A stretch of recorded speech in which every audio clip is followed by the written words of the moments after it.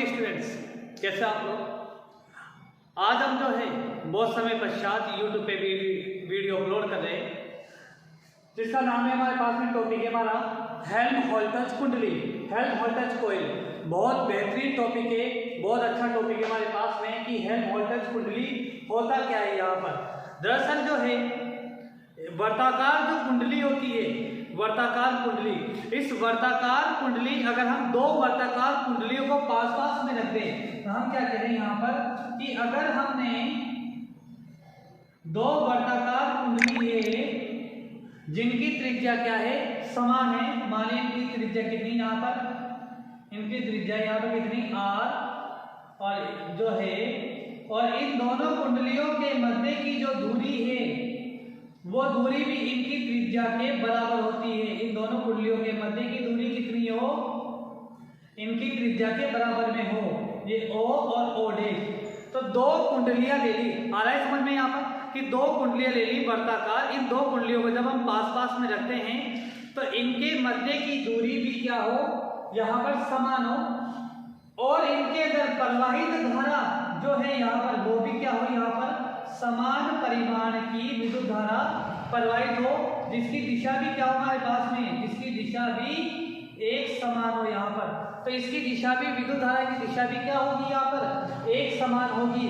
तो इस प्रकार बनी युक्ति को हम यहाँ पर हेल्महोल्ट्ज़ कुंडली कहते हैं। क्या लिखेंगे हम यहाँ पर कि देखो दो समान आकार, मतलब समाक्षीय का मतलब समझ गए ना, मतलब जिनकी अक्ष क्या हो यहाँ पर समान हो, दो समाक्षीय तथा समान आकार की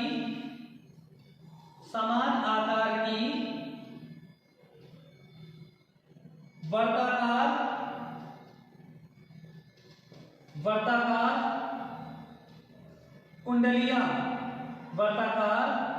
कुंडलियां जिनमें समान परिमाण की विद्युत धारा, समान परिमाण की विद्युत धारा एक ही दिशा में प्रवाहित हो। ये लाइन तो आगे ना समझ में भाई, दो समाक्षीय मतलब एक ही अक्ष पर हो, दो समाक्षीय तथा समान आकार की कुंडलियां जिनमें समान परिमाण की विद्युत धारा आई एक ही दिशा में प्रवाहित हो तथा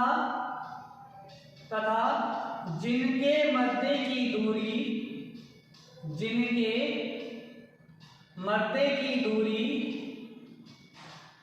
उनकी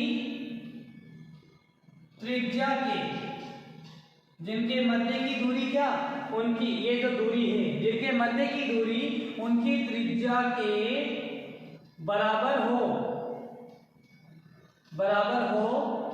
तो इस प्रकार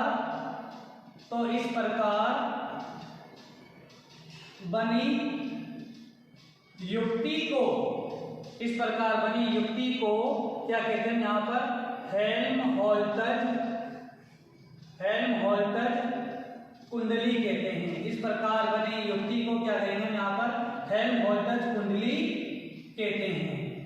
तो ये परिभाषा है, कई बार पूछा गया है भाई हेल्महोल्ट्ज़ कुंडली से आप क्या समझते हैं, तो क्यों ना यहाँ पर परिभाषा लिखनी है यहाँ पर।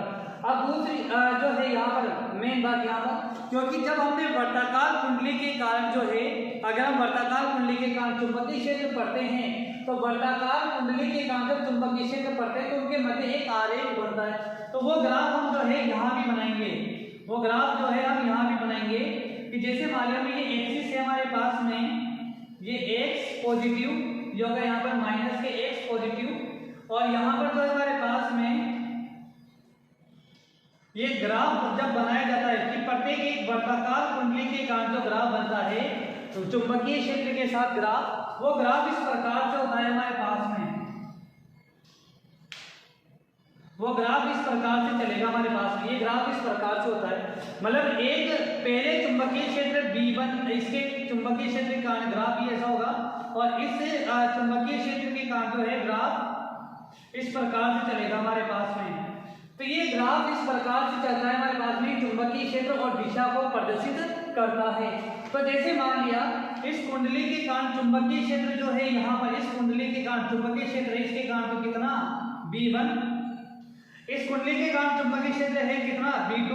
तो इसका जो ये मध्य भाग होगा, ये जो मध्य भाग होगा, ये इस मध्य भाग पर हम जो चुंबकीय क्षेत्र प्राप्त करते हैं उसे कहते हैं यहाँ पर परिणामी चुंबकीय क्षेत्र। मतलब ये जो बिंदु व्यक्त करेगा, ये बिंदु हमारे पास में ये व्यक्त करेगा चुंबकीय क्षेत्र B को, किसको, B को, और ये होगा हमारे पास में परिणामी चुंबकीय क्षेत्र, ये होगा परिणामी चुंबकीय क्षेत्र। तो ये चुंबकीय क्षेत्र अलग अलग है, जैसे इस पहली कुंडली के कारण चुंबकीय क्षेत्र B1 होगा, दूसरी कुंडली के कारण B2 होगा, और ये ग्राफ इस प्रकार से चलेगा। ये डायग्राम आपको ऐसे जैसे एक साथ ही बनाना है यहाँ पर, ये पूरा डायग्राम ऐसे जैसे एक साथ ही बनेगा यहाँ पर, मतलब ये पूरा एक साथ बनेगा यहाँ पर। तो ये हेल्महोल्ट्ज़ कुंडली को प्रदर्शित करने का तरीका है यहाँ पर। अब देखो वी नो दैट, हम जानते हैं कि जो बच्चे पढ़ चुके हैं वो उनको पता है कि वर्ताकार कुंडली के कारण चुंबकीय क्षेत्र, वर्ताकार कुंडली के कारण जो चुंबकीय क्षेत्र होता है, वर्ताकार कुंडली के कारण चुंबकीय क्षेत्र जो होता है वो लिखते हैं यहाँ पर कितना, चुंबकीय क्षेत्र या चुंबकीय क्षेत्र की तीव्रता। हम जो है उसे दोनों ही बात कह सकते हैं यहाँ पर कि वर्ताकार कुंडली के कारण चुंबकीय क्षेत्र कितना होता है यहाँ पर। तो हम लिखते हैं यहाँ पर कितना, B बराबर में होता है, B बराबर में होता है यहाँ पर 4/5 √5 mu naught N I upon में कितना, ये होता है R। जो बच्चे नहीं पढ़े वो इससे पहले वर्ताकार कुंडली का एक टॉपिक देख ले बुक के अंदर, तो उन्हें ये बात समझ में आ जाएगी फॉर्मूला डेराइव हुआ है यहाँ पर। तो B बराबर में 4/5 √5 mu naught N I upon में R होता है यहाँ पर। तो हम यहाँ पर कह सकते हैं, अतः देखो इनकी त्रिज्या कितनी यहाँ पर R है, विद्युत धारा कितनी प्रवाहित होगी I हो रही है। तो हम यहाँ पर कह सकते हैं अतः कुंडली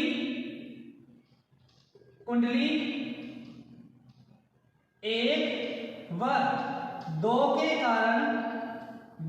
कारण कुंडली 1 व 2 के कारण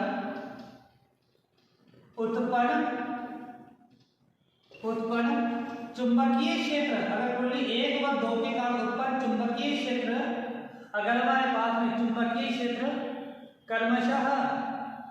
क्रमशः कितने B1 व B2 हो, तो हम लिख सकते हैं यहाँ पर।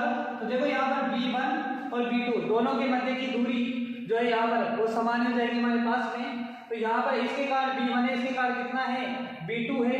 तो हम यहाँ पर लिख सकते हैं, या ये जो हमने लिखा है ना वर्ताकार कुंडली, मतलब ये इसकी एक से कितनी दूरी पर, ये आधी दूरी पर, जब त्रिज्या कितनी हो, आधी हो जाए, उस स्थिति की बात है यहाँ पर। अगर किसी को याद नहीं है तो वो ध्यान रखना अक्ष पर, मतलब वर्ताकार कुंडली की कारण या वर्ताकार कुंडली के अक्ष पर, ये भी लिख सकते हैं आप यहाँ पर अक्ष पर, या ऐसे लिखो डायरेक्टली वर्ताकार कुंडली के अक्ष पर चुंबकीय क्षेत्र, और अक्ष पर चुंबकीय क्षेत्र कितनी दूरी पर, x बराबर में कितना r/2 दूरी पर। तो तुम्हें इससे याद हो जाएगा कि यहाँ से कितनी दूरी पर, r/2 दूरी पर। तो r/2 दूरी पर ये आता है चुंबकीय क्षेत्र। तो हम कुंडली 1 और 2 के कारण चुंबकीय क्षेत्र अगर B1 और B2 हो तो हम लिख सकते हैं यहाँ पर B1 का मान भी B2 के बराबर में होगा, और कितना होगा यहाँ पर, ये 4/5 mu naught N I upon में कितना, अपॉन में R। तो दोनों का मान यहाँ पर समान है। स्क्रीनशॉट लो जल्दी से, फिर इसके आगे की बात करते हैं।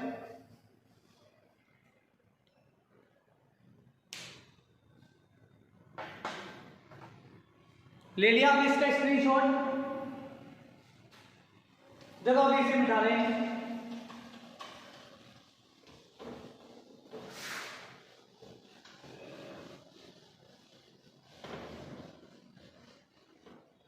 तो अब यहाँ पर हम लिख रहे हैं ये दोनों कुंडलियों के लिए।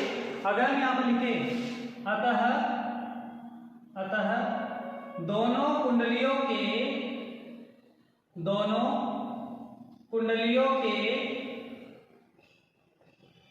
मध्य भाग में उत्पन्न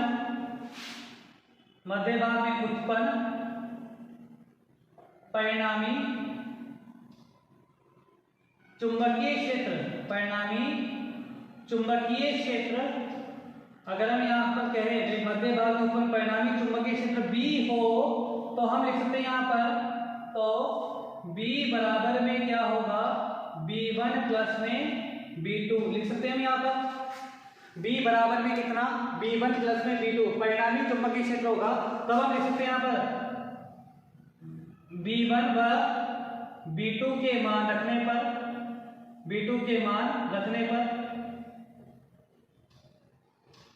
B1 व B2 के मान रखने पर, तो B1 व B2 के मान रख देंगे हम यहाँ पर, तो B बराबर में कितना हो जाएगा, 4/5 अंडररूट में 5 mu not an I upon में कितना R प्लस में 4/5 under root 5 mu not an I upon में कितना R, या दोनों को जोड़ देंगे, या आप लिख सकते हैं यहाँ पर B बराबर में कितना हो गया, B बराबर में हो गया 8/5 अंडररूट में 5 mu not an I upon में कितना, अपॉन में हो गया यहाँ पर R। लिख सकते हैं यहाँ पे ग्राफ। तो ये तो हमने यहाँ पर जो है चुंबकीय क्षेत्र का मान रख दिया यहाँ पर। अगर हम इसे सोल्व करें तो इसे सोल्व करने के लिए हम यहाँ पर दो तरीके आजमाएंगे यहाँ पर। तो या हम लिख सकते हैं यहाँ पर B बराबर में, एक तो फॉर्मूला सीधे आ गया, तो B बराबर में इसे लिखेंगे हम यहाँ पर, सोल्व करें तो इसका मान आएगा, वो आएगा 1.414, ये लिख सकते हो आप यहाँ पर। मतलब इसका मान आपको जो ठीक लगे वो मान आप यहाँ पर लिख सकते हो इसके लिए, या 1.414, या सीधे हम यहाँ पर कई जगह में किताबों में इसका मान लिखा हुआ है 1.432, और ये रहेगा mu not an I upon में कितना, अपॉन में इसका मान जो लिखेंगे वो लिख देंगे हम यहाँ पर कितना, 2R, कितना 2R। देखो दो तरीके, या तो इस वैल्यू को सोल्व करें, तो इस वैल्यू को अगर सोल्व करेंगे हम यहाँ पर तो इसका मान अलग आएगा, और अगर हम इसे 2R से गुणा भाग कर रहे हैं तो देखो इसका मान, या तो मैं ऐसे लिख दूं डायरेक्टली, अगर आप ऐसे करो कि नहीं सर इसका मान ये नहीं, तो इसका मान ऐसे सोल्व करें तो इसका मान आएगा यहाँ पर 0.716, तो B बराबर में 0.716 mu not an I upon में R, या हम इसे ऐसे भी लिख सकते हैं, या B बराबर में 0.716 गुणा में 2 mu not an I upon में कितना, अपॉन में 2R लिख सकते हैं यहाँ पर। तो ये हमने यहाँ पर 2R लिख दिया। तो अगर हम इसे गुणा कर दे तो हम लिख सकते हैं, या B बराबर में कितना, B बराबर में आ जाएगा हमारे पास में कितना, 1.432 mu not an I upon में कितना, अपॉन में 2R। तो ये हमारे पास में एक तो ये जो है समीकरण आई है हमारे पास में, समीकरण नंबर 1, ये समीकरण नंबर में 2, और ये समीकरण नंबर में 3। देखो mu not an I upon में 2R, ये जो वैल्यू है ये हमारे पास में वैल्यू होती है, चूंकि वी नो दैट, हम जानते हैं कि जिन बच्चों ने पढ़ लिया उन्हें मालूम है वर्ताकार कुंडली के लिए, तो वर्ताकार कुंडली के केंद्र पर तो चुंबकीय क्षेत्र होगा, वर्ताकार कुंडली के केंद्र पर चुंबकीय क्षेत्र जो होगा वो चुंबकीय क्षेत्र कितना होगा यहाँ पर, B केंद्र, मतलब वर्ताकार कुंडली के केंद्र पर चुंबकीय क्षेत्र होता है B केंद्र बराबर में होता है mu not an I upon में कितना, अपॉन में 2R। तब हम लिख सकते हैं यहाँ पर बाय इक्वेशन थर्ड, समीकरण 3 से वैल्यू पुट कर देंगे तो B बराबर में हो जाएगा 1.432, और ये हो जाएगा B केंद्र। तो हम यहाँ पर कह सकते हैं कि हेल्महोल्ट्ज़ कुंडली के कारण जो चुंबकीय क्षेत्र उत्पन्न होता है ये वर्ताकार कुंडली के केंद्र से 1.432 गुना अधिक होता है।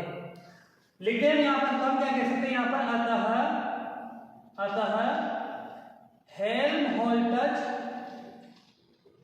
हेल्महोल्ट्ज कुंडली के कारण, हेल्महोल्ट्ज कुंडली के कारण उत्पन्न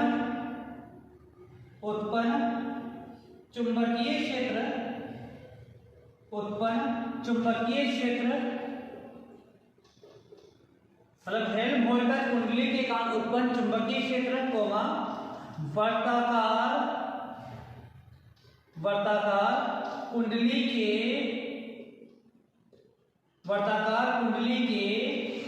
केंद्र में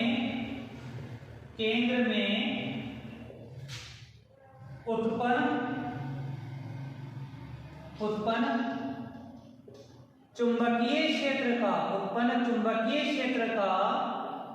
चुंबकीय क्षेत्र का कितना गुना, 1.432 गुना अधिक होता है। तो बहुत सिंपल से तरीके से हमें लिखना है यहाँ पर कि जो हेल्महोल्ट्ज कुंडली है उसके कारण उत्पन्न जो चुंबकीय क्षेत्र होता है वो इसके केंद्र में उत्पन्न चुंबकीय क्षेत्र का 1.432 गुना अधिक होता है यहाँ पर। तो ये हमारा टॉपिक था हेल्महोल्ट्ज कुंडली। बहुत अच्छा टॉपिक है, इसे अच्छे से डिराइव करें।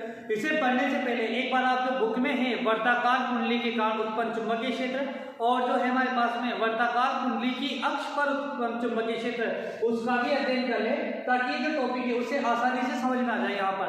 तो चलते हैं, अगली क्लास में मिलते हैं। जाने से पहले वीडियो को लाइक और चैनल को जरूर सब्सक्राइब करें।